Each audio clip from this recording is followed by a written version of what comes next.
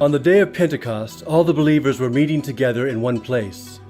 Suddenly, there was a sound from heaven like the roaring of a mighty windstorm, and it filled the house where they were sitting. Then what looked like flames or tongues of fire appeared and settled on each of them. And everyone present was filled with the Holy Spirit and began speaking in other languages as the Holy Spirit gave them this ability.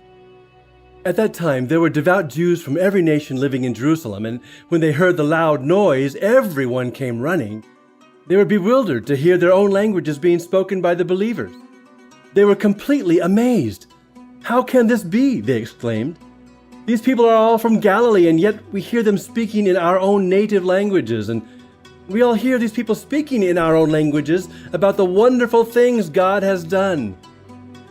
They stood there, amazed and perplexed. "What can this mean?" they asked each other. But others in the crowd ridiculed them, saying, "They're just drunk, that's all."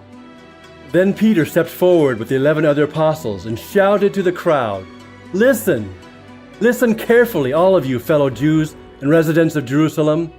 Make no mistake about this. These people are not drunk as some of you are assuming. 9 o'clock in the morning is much too early for that. No, what you see was predicted long ago by the prophet Joel. In the last days, God says, I will pour out my Spirit upon all people.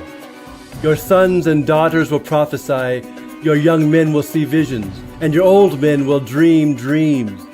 In those days, I will pour out my Spirit, even on my servants, men and women alike, and they will prophesy, and I will cause wonders in the heavens above, and signs on the earth below, blood, and fire, and clouds of smoke.